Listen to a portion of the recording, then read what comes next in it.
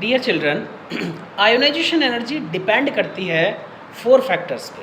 Number 1 atomic size, nuclear charge, third होता है penetration power और फोर्थ होता है शील्डिंग इफेक्ट। जितना ज़्यादा एटॉमिक साइज बड़ा होता है आयोनाइजेशन एनर्जी उतनी ही कम रिक्वायर्ड होती है।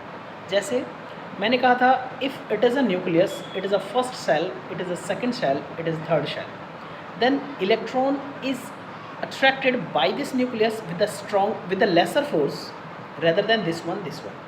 So if I give the heat from outside, this electron will be ejected, ये आउटरमोस्ट शेल से इलेक्ट्रॉन निकल जाएगा। तो इसको हमने एनर्जी देनी पड़ी कम। अगर मेरे पास ऐसा एटम हो जिसमें सिर्फ एक शेल हो या सिर्फ 2 शेल हो, तो this electron is attracted by this nucleus with a strong force. So we have to give the amount of heat in a greater amount to release this electron, to remove this electron. So as the atomic size decreases, ionization energy ज़्यादा चाहिए उस electron को निकालने के लिए, ionization energy increases. Second thing, अगर nuclear charge की बात करें, एटम का साइज़ जितना छोटा है, जितने ज़्यादा उसके अंदर प्रोटॉन है, उस न्यूक्लियस के अंदर उतना पॉजिटिव चार्ज होता है। वो बाहर के इलेक्ट्रॉन को उतनी ही इफ़ेक्टिवली अपनी तरफ अट्रैक्ट करता है, उतनी ही पावर से अपनी तरफ अट्रैक्ट करता है। तो इट मीन्स उसके अंदर साइज़ उतना ही छोटा होगा, न्यूक्लियर चार्ज अगर ज़्यादा होगा।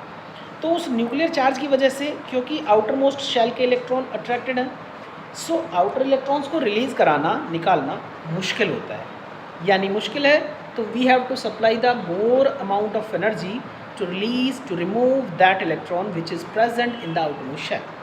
It means अगर एटम का साइज़ बड़ा है तो कम आयोनाइजेशन एनर्जी चाहिए इलेक्ट्रॉन निकालने के लिए। अगर एटम का साइज़ छोटा है, मतलब न्यूक्लियर चार्ज ज़्यादा है, then we have to require the more amount of energy to release this electron. The third point, this is shielding effect. Shielding effect होता है, it's a nucleus, the first shell, second shell, third shell, fourth shell, fifth shell. There are the lot of shells. The d electrons, d orbital electrons, inside electrons को अंदर की तरफ repel करते हैं, और जो आउटसाइड इलेक्ट्रॉन है, जो बाहर की शेल में इलेक्ट्रॉन है, उनको बाहर की तरफ रिपेल करते हैं। तो दीज डी ऑर्बिटल के electron, because they have double dumbbell shape, तो वो क्या करते हैं, न्यूक्लियस को कवर करने का काम करते हैं, शील्ड करने का काम करते हैं। जब न्यूक्लियस को शील्ड करेंगे तो इस डी ऑर्बिटल से बाहर जो इलेक्ट्रॉन है उनको रिलीज़ कराना आसान होगा, बिकॉज ये इलेक्ट्रॉन है, यहाँ भी इलेक्ट्रॉन है, तो उनको रिलीज़ कराना आसान होगा, उनको आउटर मोस्ट शेल से इजीली हम इजेक्ट करा सकते हैं। इट मीन्स ये हुआ, शील्डिंग इफेक्ट अगर बढ़ेगा, मान लीजिए 3D ऑर्बिटल के इलेक्ट्रॉन है, मान लीजिए 4D भी है, 5D भी है, 6D भी है, तो ये 6D 4D 5D के इलेक्ट्रॉन्स क्या करते हैं, बाहर के इलेक्ट्रॉन को बाहर की तरफ रिपेल करते हैं। तो हमें कम आयोनाइजेशन एनर्जी चाहिए उस इलेक्ट्रॉन को रिलीज़ कराने के लिए। अगर शील्डिंग इफेक्ट नहीं है तो इसका मतलब एटम छोटा हुआ तो वो न्यूक्लियस से ज़्यादा अट्रैक्टेड है electron. So we have to supply the more amount of energy to release this electron. It means shielding effect बढ़ता है तो एटम का साइज़ बढ़ता ही है, साथ साथ उस इलेक्ट्रॉन को रिलीज़ कराने के लिए हमें कम एनर्जी देनी पड़ती है। The last one, penetration power. Penetration का मतलब होता है किसी चीज़ को होल करना, किसी चीज़ को बेधना, किसी चीज़ में टारगेट करना, दैट इज़ पेनिट्रेशन।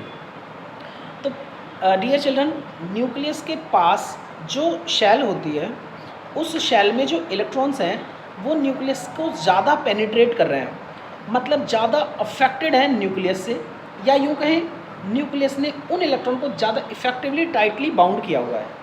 और वो जो फर्स्ट शेल होती है, उस शेल में होते हैं s ऑर्बिटल के इलेक्ट्रॉन।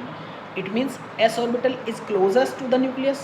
तो s ऑर्बिटल में जो इलेक्ट्रॉन होंगे वो न्यूक्लियस के ज़्यादा नज़दीक होंगे, उनको रिलीज़ कराना, उनको रिमूव कराना बहुत डिफ़िकल्ट होगा। s के बाद आता है p ऑर्बिटल में जो इलेक्ट्रॉन होंगे वो थोड़े दूर है न्यूक्लियस से, उनको निकालना आसान है।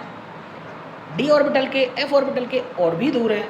तो अगर हम ऐसे बाइफरकेट करें कि s ऑर्बिटल क्योंकि न्यूक्लियस के पास होता है, p थोड़ा सा दूर होता है, d उससे भी दूर होता है, f उससे भी दूर होता है, then we can release the electron from the d or f orbital easily rather than s or p orbital.